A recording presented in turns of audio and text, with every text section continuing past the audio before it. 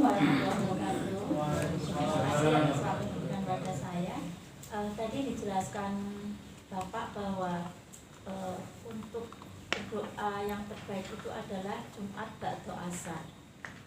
Setahu saya kalau sudah ba'da asar itu masuk hari berikutnya. Apakah ini Jumat ba'da asar ataukah malam Jumat, Pak? Untuk berdoanya itu. Atau mohon. Lagi, Ibu mau doa habisnya. Hari Jumat yang terbaik itu hari Jumat sore ba'da asar. Kenapa? Sama juga dengan sholat, ada dua sholat yang penting sekali yang kadang kita paham, ya. Sholat fajar 2 rakaat, ya. Rakaat al-fajri khairu minad dunya ba'da fiha. Jadi ada hadisnya, sahih, ya. Ketika kita sholat doa ba'da asar, berdoa, ya, berdoa untuk memohon kepada Allah. Dan ketika kita sholat fajar sebelum subuh, ya, subuh udah adzan, kita sholat 2 rakaat. Karena di situ Allah mengumpulkan malaikat yang bergantian, aklusan, ya Bu, ya, yang berjaga malam dan berjaga siang tuh bergantian. Mereka 2 kelompok malaikat itu ikut berdoa di situ, ikut sholat di situ, ya. Akhir sholat juga ilah sosam sih ilah itu dari Al-Quran surat di apa Al-Isra kan masih roh. Jadi di Al-Isra dikatakan bahwa sholat subuh itu sholat yang disaksikan oleh para malaikat yang akulukan siang dan malam, ya. Maka itu pahalanya besar sekali dan malaikat akan terbang ke Sidratul Muntaha, ya, menyerahkan kabar pada Allah bahwa simpulan hari ini sholat subuh berjamaah di masjid misalnya, ya, atau simpulan hari ini berdoa dengan syirus ba'da asar hari Jumat, ya. Jadi malaikat ini yang bergantian tadi sebelum dia aklusan dia menyaksikan kita berdoa dan kita sholat fajar dulu, ya. Jadi itu penting sekali itu Bu, ya, paham ya?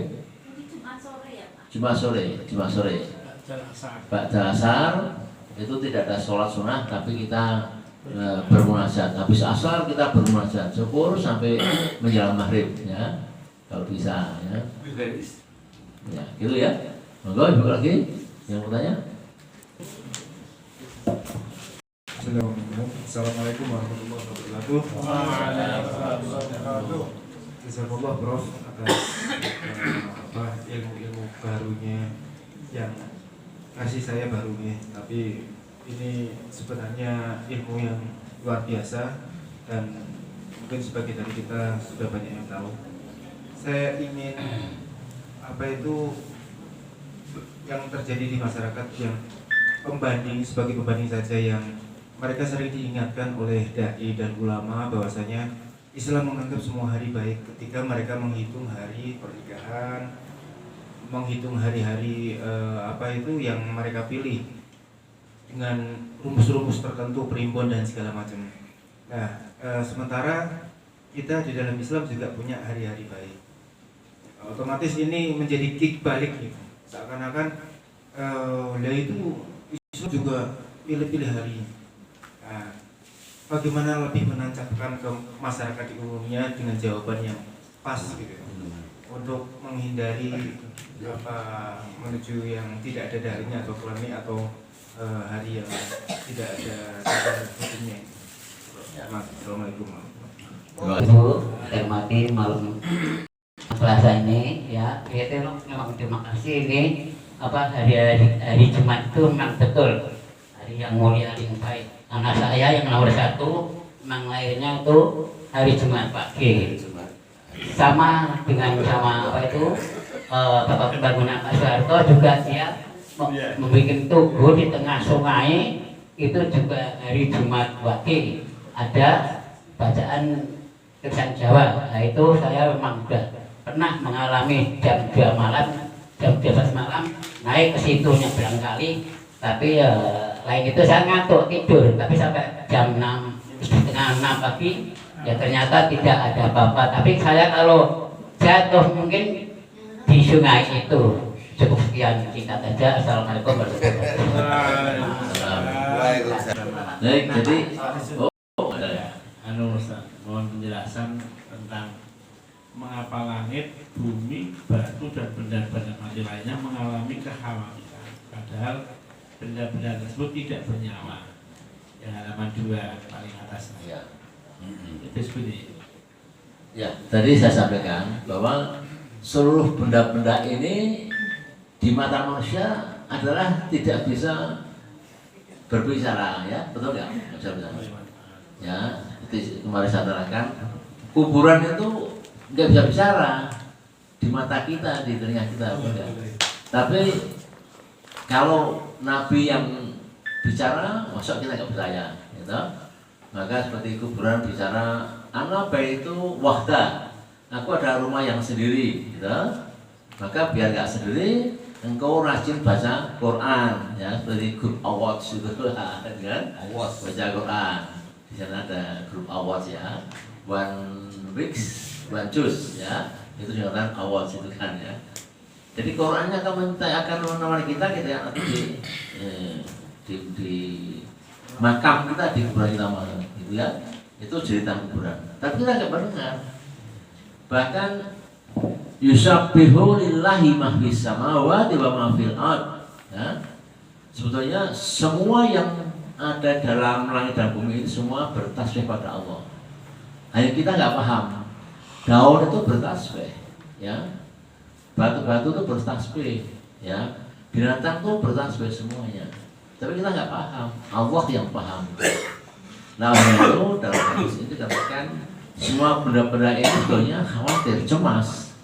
Kalau Jumat besok itu kiamat, ya, karena di sini dikatakan di hadis kursi yang berikutnya, dzalika anna sa'ata itu berarti kiamat, itulah hari kiamat sa'ata, ya. Jumat itu. Ya. Kama taqumu yauma Jumati, nah di hari Jumat, sa'ata Jumat. Baina subhi, waktu subuh, ya, di sini dikatakan wadulu'in samsi, dan juga di waktu duha, waktu matahari terbit dari duha tadi. Jadi di poin nomor berapa itu? Nomor 2, ya. Rahasia dari kekhawatiran mereka itu siapa?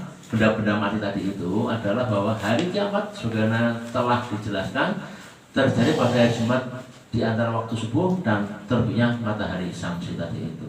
Jadi itu Pak Rizon, ya. Dan tadi hari Jumat, hari Sabtu, semua itu sebenarnya hari baik, tergantung dari kita. Kalau kita mengisi hari itu dengan amal kebaikan, hari itu hari baik semua, insya Allah. Nah, gitu kan. Di kultur pagi bertangga itu tadi, ya. Hari semua baik. Tapi ada sejarah tarikh Islam, hari-hari tertentu itu di mata Allah itu lebih baik. Ya, Jumat utama lebih baik. Di mata Allah Sabtu, Minggu itu kurang baik di mata Allah. Kenapa? Karena Sabtu adalah hari di mana Bani Israel mengingkari untuk sholat di hari Sabat, hari Sabtu. Hari Minggu disuruh sholat tauhid pada Allah, tapi dia dengan menggunakan apa tuh? Trinitas, ya, trinitasnya itu. Maka Allah kurang menyukai hari Sabtu dan hari Minggu karena dipelesetkan oleh umat-umat Bani Israel dan umat Nasrani untuk untuk sholat, tapi bukan untuk taufik, tapi sholatnya untuk trinitas. Ya, itu kita pahami, gitu ya. Lagi sebelah sini, monggo. Tanya wanita. Warahmatullahi wabarakatuh. Terima kasih waktu yang diberikan kepada kami dari uraian Bapak Ustaz tadi bahwa Jumat adalah hari yang mulia. Yang terpenting dari hari Jumat itu adalah bagaimana kita menggunakan hari Jumat itu semaksimal mungkin gitu. Saya pernah khurut di Mbah Yai Rosyid Beduriah gitu. Jam 11 itu masjidnya sudah penuh. Jam 11 Jumat, hari Jumat gitu. Kemudian beliau itu berdiri di depan masjid. Ada bapak-bapak itu jalan mau Jumatan, mau berangkat begitu. Kemudian kata Mbah Rosyid, wis mati kok, Jumatan telat gitu. Padahal masih jam 11 begitu. Boleh sampaikan begitu karena saking pentingnya hari Jumat itu diisi dengan tadi yang disampaikan Bapak Ustadz, yaitu dengan membaca Al-Quran sebanyak mungkin. Dan memang hari Jumat itu harus banyak-banyak diisi dengan amal-amal soleh, wabil khusus dan dengan baca Al-Quran. Kemudian pertanyaan saya, idealnya itu jam pinten untuk apa istilahnya kalau hari Jumat itu kita datang sholat Jumat begitu, dengan kondisi kita yang ada di Indonesia, mungkin yang pegawai jam 11 baru pulang, bahkan mungkin setelah 12 begitu, mungkin yang sudah pensiun ataupun atas Pak Heta free begitu, mungkin batu subuh pun sakit bicara. Ini mohon pencerahannya dari Bapak Ustadz. Idealnya kita ini Jumatan itu idealnya harus berangkat jam pinten. Terima kasih. Assalamualaikum warahmatullahi wabarakatuh. Terima kasih. Hendaknya sebelum azan dikumandangkan, kita sudah ada di masjid untuk sholat sunnah rawatib, sholat tahiyatul masjid rawatib sebanyak-banyaknya ya. Itu anjuran begitu Nabi ya. Jadi sebelum azan, nah orang kita ini biasanya dengan azan baru bergas, gitu kan? Itu yang nggak afdal.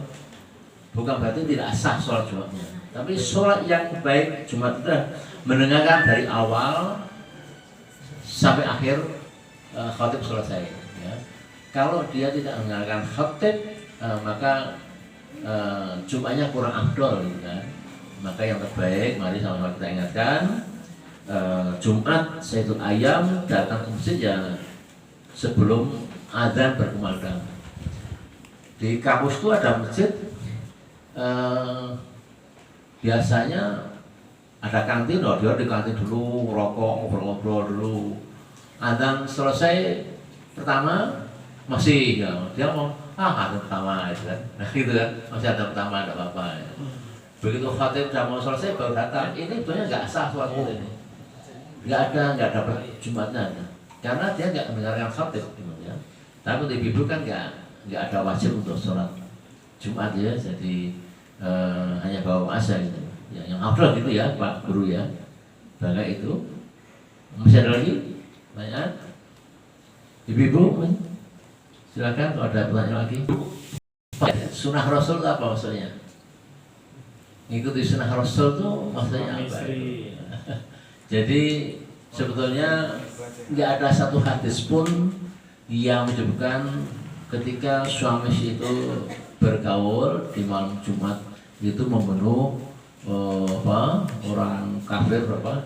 1000 orang kafir. Itu nggak ada hadisnya. Itu kita luruskan, nggak ada hadisnya. Jadi kalau nanti malam bapak-bapak atau malam Jumat entah itu orang hadisnya Pak rasamu seperti itu. Untuk kode aja nggak apa-apa. Untuk kode.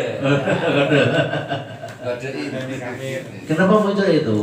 Memang ada pendapat ulama, tapi itu bukan hadis, tapi ungkapan ya, yang maknanya bahwa para rasul, nabi itu nikahnya di hari Jumat, hari Sayyidul Ayam itu, ya, Jumat nikahnya. Lah setelah itu baru Jumat malamnya mereka mungkin beroperasi.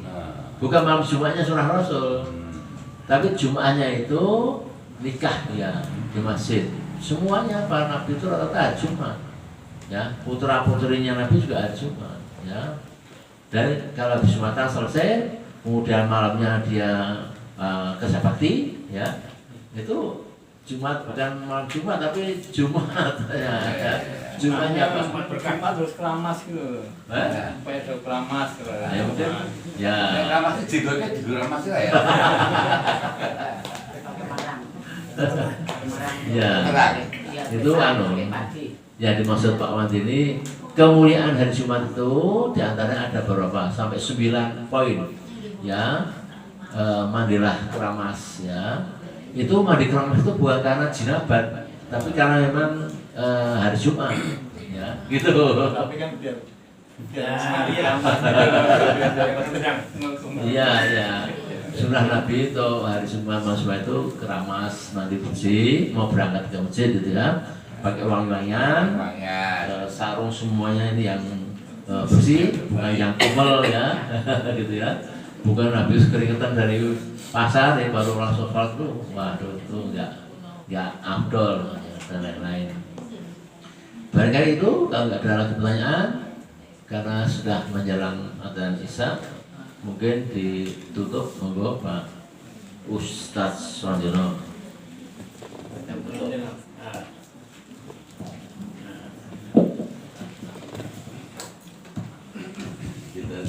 Assalamualaikum warahmatullahi wabarakatuh.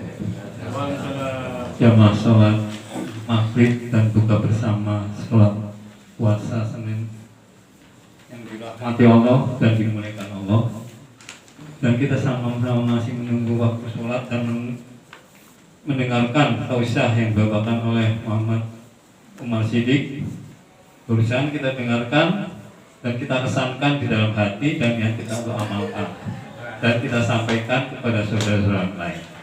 Dan untuk sempurnanya majelis ini tidak menjadikan majelis yang sia-sia, marilah kita bersama-sama kita tutup dengan doa kifarah majelis.